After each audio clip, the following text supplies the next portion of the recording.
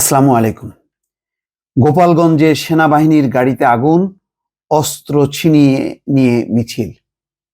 কয়েকদিন থেকে দেখা যাচ্ছে গোপালগঞ্জে আওয়ামী লীগ যে ধরনের শপথ নিচ্ছে, সমাবেশ করছে, মিছিল করছে নির্দ্বিধায়। কেননা এখন তো গণতন্ত্র, পরিপূর্ণ গণতন্ত্র। এটা তো আর আহ শেখ হাসিনার সময়কার গণতন্ত্র না যে পুলিশের অনুমতি নিতে হবে। কিন্তু গণতন্ত্রের সুযোগ নিয়ে এরকম কাণ্ড। গোপালগঞ্জ কি বাংলাদেশ থেকে বিচ্ছিন্ন একটা অঞ্চল? আজকের পুরো রিপোর্টটা দর্শক যারা আছেন তারা প্রথম আলো সহ অন্যান্য জায়গায় পড়ে নেবেন। সেনাবাহিনীর দোষ কি ছিল সেখানে? সারা দেশে নিরাপত্তার জন্য সেনাবাহিনী সদস্যরা টহল দিচ্ছে।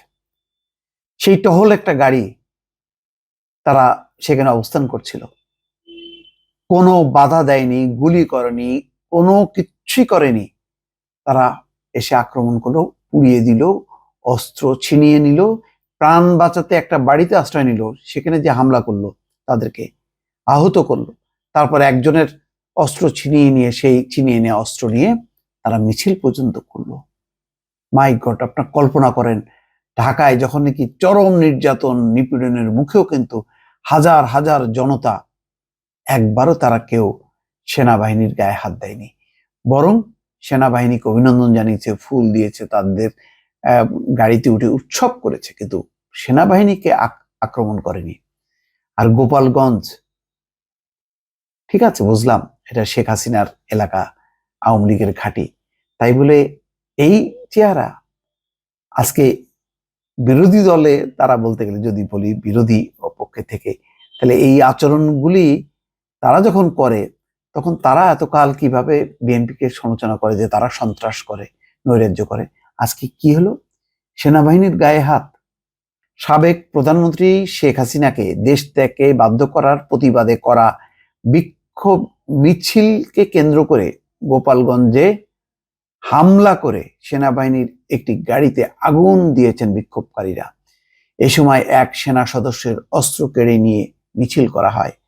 শনিবার বেলা 3:30টার দিকে সদর উপজেলার গোপীনাথপুর ইউনিয়নের গোপীনাথপুর বাস স্ট্যান্ডের পাশে এই ঘটনা ঘটে। এই ঘটনায় 5 সেনা সদস্য সহ 7 জন আহত হয়েছেন বলে জানা গেছে। এ সময় ছবি তুলতে গেলে 2 সাংবাদিককে মারধর ও লাঞ্ছিত করায় তালা হলেন চ্যানেল 24-এর গোপালগঞ্জ প্রতিনিধি বাদল সাহা ও মাছরাঙ্গা টেলিভিশনের জেলা প্রতিনিধি শাবকত আহমেদ। স্থানীয় সূত্র বলছে, শেখ হাসিনাকে দেশে ফিরিয়ে আনার দাবিতে ঢাকা খুলনা মহাসড়কের গোপীনাথপুর বাসস্ট্যান্ড এলাকায় বেলা 3টার দিকে বিক্ষোভ মিছিলের আয়োজন করে আওয়ামী লীগ। কর্মসূচিতে সদর উপজেলার গোপীনাথপুর ও জালালাবাদ ইউনিয়ন, কাশিয়ানী উপজেলার নিজামকান্দি ইউনিয়নের আওয়ামী লীগ ও সহযোগী সংগঠনের নেতাকর্মীরা অংশ নেন। প্রত্যক্ষদর্শীরা বলছেন, বেলা 3টার দিকে ওই 3 ইউনিয়নের নেতাকর্মীরা খন্ড খন্ড মিছিল নিয়ে গোপীনাথপুর বাসস্ট্যান্ড এলাকায় জড়ো হয়। তারা ঢাকা খুলনা মহাসড়ক অবরোধ করে বিক্ষোভ মিছিল করতে থাকেন। এতে মহাসড়কের 2 পাশের গাড়ি আটকে পড়ে। খবর পেয়ে গোপালগঞ্জে কর্মরত সেনা সদস্যরা ঘটনাস্থলে গেলে ভুয়া ভুয়া স্লোগান দেন বিক্ষোভকারীরা।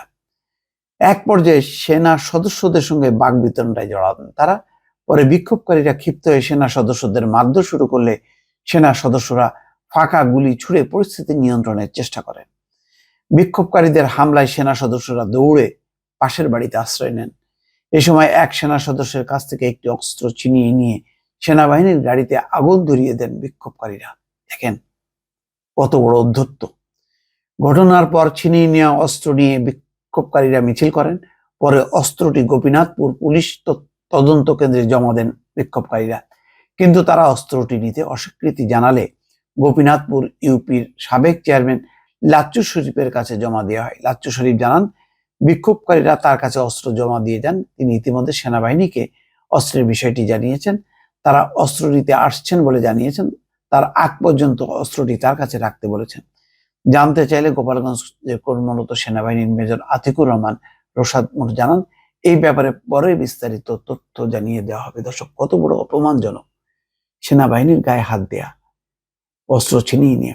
তারা তো কোনো পথে, রাস্তার উপরে যানজট হয়ে গেছে, তারা সড়কের উপর অবরোধ করার কারণে, সেই কারণে তারা সেই অবরোধটা এক পাশে রেখে হয়তো গাড়িগুলি যাওয়ার চলাচলের সুযোগ করে দেওয়ার জন্য তারা চেষ্টা করছিল।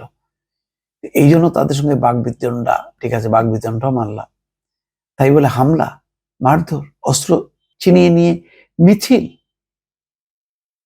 গোপালগঞ্জ কি বাংলাদেশ থেকে বিচ্ছিন্ন, স্বাধীন হয়ে গেল? এতই ক্ষমতা হয়ে গেল গোপালগঞ্জে? অবাক কাণ্ড বাংলাদেশে। আমি জানি না এরকম ঘটনা আর ঘটেছে কিনা। ভালো থাকবেন, আল্লাহ হাফেজ।